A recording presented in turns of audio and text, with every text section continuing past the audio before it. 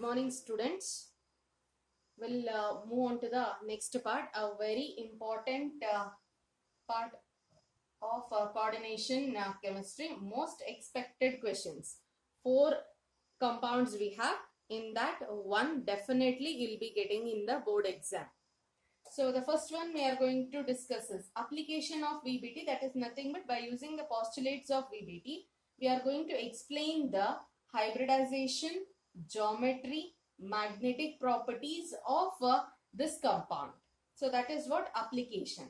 So hexafluoridocobaltate 3. So sometimes in the exam they may give the name like this, or they may give the formula also. Suppose if at all, if name is given, first you have to write the formula of that particular compound. So in the compound cobaltate is nothing but the metal is ending with ATE, metal name is ending with ATE. That means that it is an anionic complex. It is an anionic complex. It is anionic complex. It is ionic only. We don't have counter ion here. So only one part, complex part only is there. So it is anionic complex. So we shall see how much the charge we are going to get here. The remaining things will fill. Hexafluoridocobaltate. So cobalt hexafluorido. This is the compound. So the charge on the complex we have to see now. So we know oxidation number is 3. So oxidation number we know, oxidation number is 3. So we'll write that one. Oxidation number is 3 plus 6 minus 1 is equals to plus 3 minus 6. That becomes minus 3. So the charge on the complex is minus 3. Charge is minus 3, or we can write it as 3 minus, and on the complex we can write it as 3 minus. Now we shall see how the coordination, how the hybridization, what hybridization it is undergoing, and what are the features of this particular complex, we shall see. So the atomic number of cobalt is 27. The electronic configuration is argon. 27 it is argon. 18, 4s2, 18 plus 2, 20, 20 and 3d7, 27. So remember, it is 27, argon is 18, 18 plus 2 is 20, 20 plus 7 is 27. And cobalt we have written, but the thing is, cobalt is in which state? Cobalt is in +3 state in this complex. So the electronic configuration of cobalt. So now we'll write electronic configuration of CO3+, that is cobalt 3+. So the electronic configuration of metal in its oxidation state is equals to 3. Remove 3 electrons from that. So we know that first electron will be removed from the outermost shell. So from 4s first it will be removed. So 2 electrons will be removed from 4s first. Then 1 electron will be removed from 3d. So it becomes 3d6 here. 2 electron from here and 1 electron from here. So 3 electrons will be removed. The electronic configuration remains as argon 3d6, 4s0, 4p0, all those things also we can write. But in actual, the electronic configuration is like this. So we shall write the electronic configuration in the form of orbitals.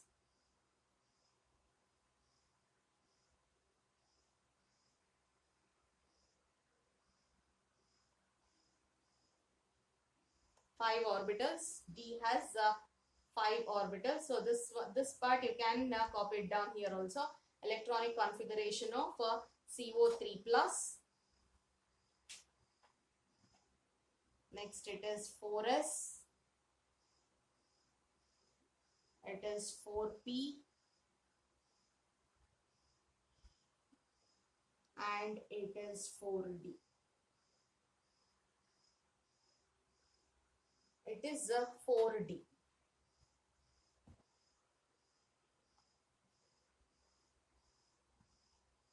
Electrons will fill 3d6, 1, 2, 3, 4, 5, 6. So it is 3d6, 4s, 4p and 4d. So in the beginning, when we were discussing about the valence bond theory, I said so few ligands have the ability to shift the electrons, shift the unpaired electrons into the other orbitals and makes the inner d orbitals empty there. Inner d orbitals empty, and these inner d orbitals will be available for hybridization. Such kind of ligands are called as strong field ligands. If at all, if it is not able to shift, then we can say that those ligands are called as weak field ligands. So now F minus is an weak field ligand. So we can write that one. Since F minus is an weak field ligand,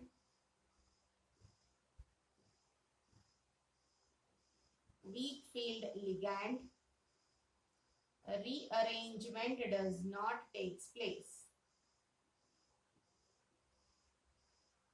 Rearrangement does not takes place. If rearrangement does not takes place, then what happens? So we need hybrid orbitals. So we are discussing about the bonding. So if at all, if fluorine it should form a bond with cobalt, means so cobalt should have a cobalt should have a vacant hybrid orbitals. So how many vacant orbitals it requires? It requires 6 vacant orbitals. 6 vacant orbitals because coordination number is 6. So 6 fluorine atoms or 6 fluoride ions will be donating a pair of electron. So 6 bonds it will be forming. So for the formation of 6 bonds, so it requires 6 vacant hybrid orbitals. So 6 vacant orbitals, how it undergoes hybridization. So we shall see that one. So it is 4s.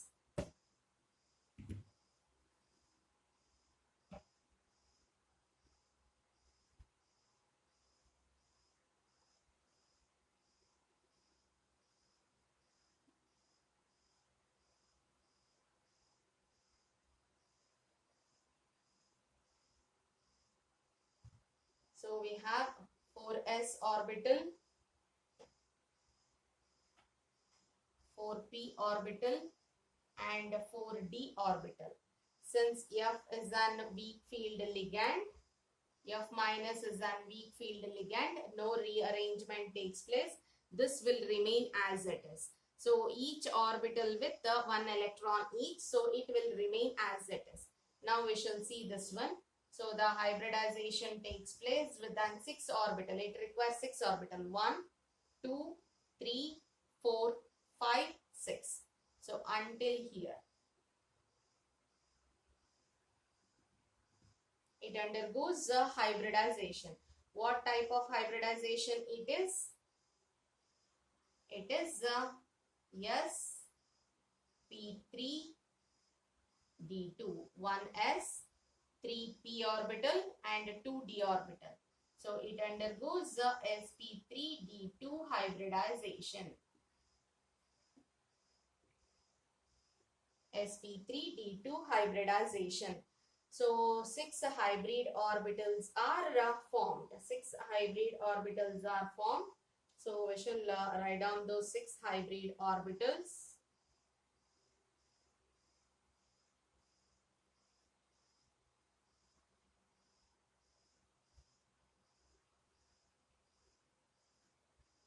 So 6 hybrid orbitals we have. So 6 hybrid orbitals, 6 empty hybrid orbitals it is. So we can write it here 6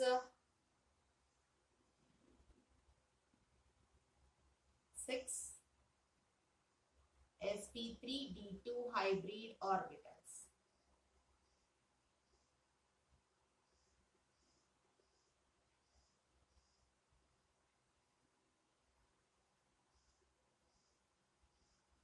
Hybrid orbitals. Now what happens to these hybrid orbitals? These for the vacant 6 hybrid orbitals, 6f minus 6 ligand, 6f minus ions will donate a pair of electron. So 6f minus ions.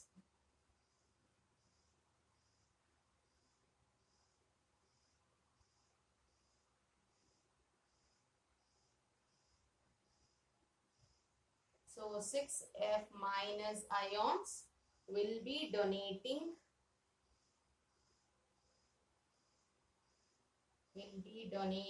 a pair. Each will be donating a pair of electrons. So this indicates it is donating how many electrons? Pair of electrons each.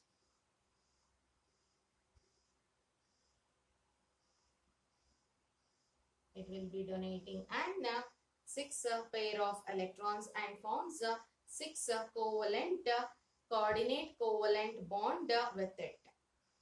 So what is the geometry? The hybridization is sp3d2 hybridization. Then the geometry becomes octahedral. Coordination number is 6. So because of that reason, it is octahedral. It forms an octahedral geometry. So now we should, when in your exam it is being asked, so you'll be writing only this much. No explanation, nothing. These explanations are more than enough.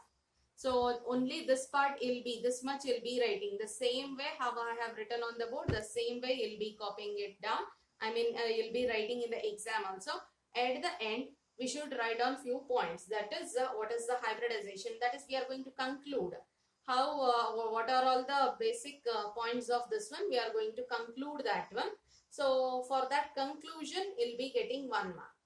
Since there is no space, so what I am going to do is I am going to erase a few of the points here, and then we'll write the conclusion there. So make sure that you copy it down as it is, and in exam also write it down as it is. So we shall conclusion, we shall write the conclusion here. So when it is conclusion also, you need not to write any extra points there. So no explanation, nothing. Only will be writing in a point wise. Hybridization.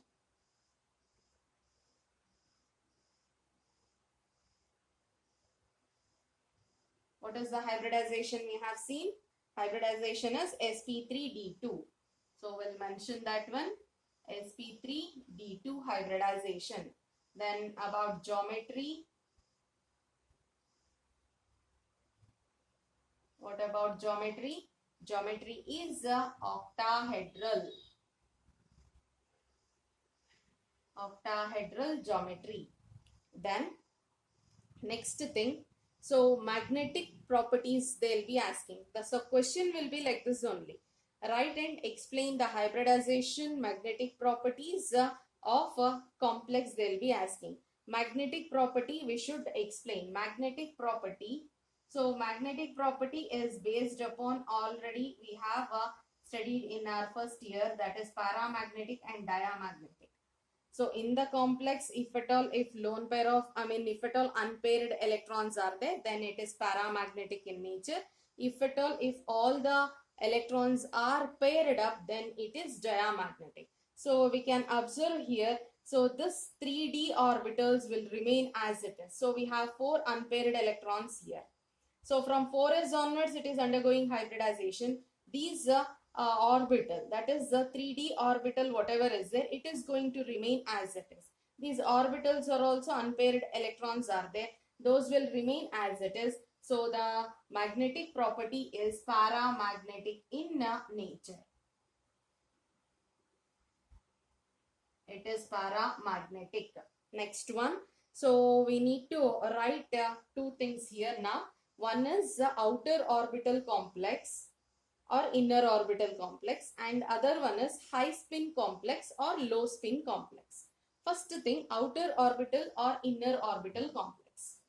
So the hybridization is D2. This D is of which orbital? This D is of 4D, that is nothing but outer D orbital.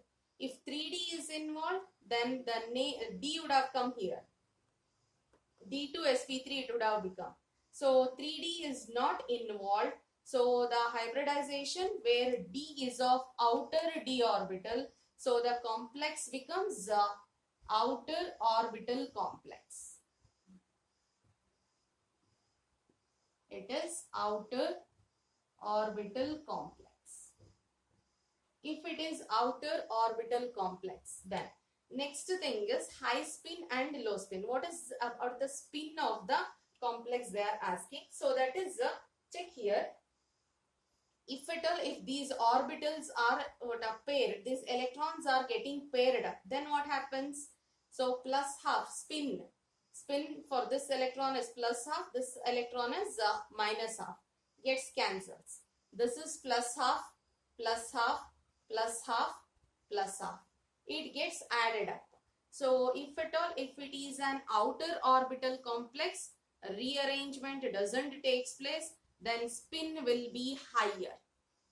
So if at all, if it is inner orbital complex, if inner orbital complex means these electrons shifts this side, this electron gets paired up, this electron also will get paired up, these two will be vacant.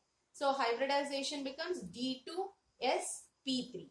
At that time, 2 electrons here, 2 electrons here and 2 electrons here, which gets cancels with one another. So it is plus half minus half, plus half minus half, plus half minus half gets cancels. Then the spin becomes 0 there.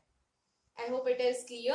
So if it is an outer orbital complex, then unpaired electrons will be there. So which gives rise to some amount of spin to the complex. If at all, if it is inner orbital, rearrangement takes place. So the electrons gets paired up where spin gets cancels with one another. Then it forms low spin complexes. Now, since outer orbital complexes are there, so d orbital is used, no rearrangement, unpaired electrons are there. So this is plus half, plus half, plus half, plus half.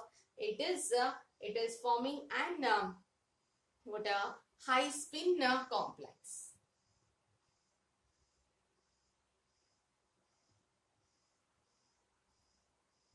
So if at all, if you are getting confused, remember always outer orbital complex will form high spin complex and inner orbital complex will form low spin complex. If it is inner orbital means the d electrons whatever is there, it should get paired up.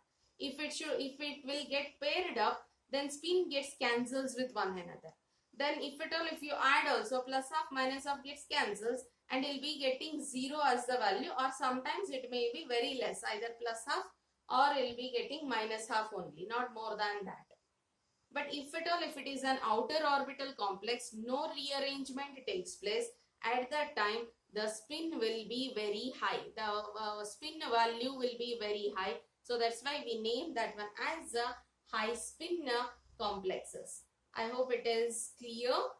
So all these points are very, very important, and in a very simple manner with a very few things for 3 marks. Exactly, appropriately you should get 3 marks, and nowhere we are not giving any chance to cut down the marks also. Exactly what is required for that particular question, entire thing is there in entire thing I have explained, and in a proper way it is represented also. So copy down properly, practice the same. It is most expected question.